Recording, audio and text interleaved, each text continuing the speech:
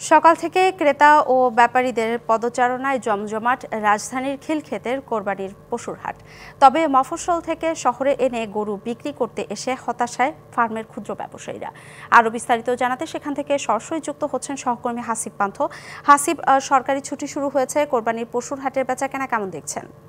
ধন্যবাদ অর্ঘ। আমি এই মুহূর্তে অবস্থান করছি খিলক্ষেত পশুর হাট, যেটি সেখানে আমরা সকাল থেকেই দেখছিলাম আসলে ক্রেতা মোটামুটি এসেছে এবং বিক্রেতা যারা আছে তারাও আছে। তবে ক্রেতা এবং বিক্রেতাদের কথা যদি বলি, তবে বিক্রেতারা যারা রয়েছেন এখানে বিক্রি করতে এসেছেন অধিকাংশই কিন্তু ঢাকার বাইরের বিভিন্ন জেলা থেকে এসেছেন। তাদের হতাশার গল্পগুলো কিন্তু আমরা শুনছিলাম। আমি যদি একটু দেখাই আপনার, এই পাশে যে গরুগুলো রয়েছে এগুলো এসেছে টাঙ্গাইল থেকে, পাশাপাশি জামালপুর, শেরপুর, নেত্রকোনা বিভিন্ন জেলা থেকে এই গরুগুলো এসেছে। এবং এই একটি পর্যায়ে আমরা যখন এসেছি তখন বেশ ভালো জমজমাট ছিল। এখনও কিন্তু আসলে মানুষ আসছে, যতটা বেলা গড়াচ্ছে ততই কিন্তু আসলে আরও লোকজন আসছে। এবং এছাড়াও আমরা রাস্তার পাশে যেহেতু এবং সড়কের পাশে হওয়াতে কিন্তু অনেক মানুষ না কিনলেও এসে দেখে যাচ্ছে। তবে আমরা একটু কথা বলার চেষ্টা করব একজন ক্ষুদ্র ব্যবসায়ীর সঙ্গে,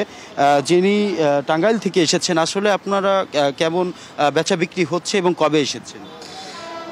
ধন্যবাদ আপনাকে। আমরা কালকে 10টার সময় এই হাটে এসেছি এবং এ পর্যন্ত যতটুকু ক্রেতার আভাস দেখতেছি আসলে ততটা ভালো পাচ্ছি না। 15টা গরু নিয়ে এসেছি, টোটালি 2টা গরু কেবলমাত্র বিক্রি করছি। দিন আছে সামনে একটা। আর যেটাও আসলে দুঃখজনক যে গরুগুলা এমনভাবে এসে দাম বলে যেটা আসলে আমাদের যে কেনার যে চালান সেটাও আমরা পাচ্ছি না। মানে পাইলা যে কেনার দামটা পড়ছে গরুর প্রস্তুত করতে গিয়ে, সেই দামটাও আমরা প্রকৃতপক্ষে পাচ্ছি না।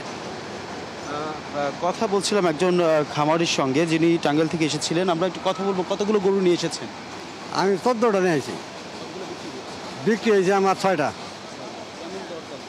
লসে বেচছি। মানুষের বর্তমানে যে বাজারে তো আমার যে খরচ ওই হিসেবে পোষায় না। সব মিলিয়ে আসলে খিলক্ষেতে প্রতি বছরের মতো এবারও কিন্তু উঠেছে কোরবানির পশু। তবে অন্যবার যেমন বেচা বিক্রি হয় এবছর তেমনটা বেচা বিক্রি হচ্ছে না বলছে যারা গরু নিয়ে এসেছেন তারা। সর্বশেষ জানাচ্ছিলাম খিলক্ষেত থেকে অর্ঘ। হাসিব পান্থ, ধন্যবাদ আপনাকে। জেনেক্সে শিফট করো, লাইফকে লিফট করো।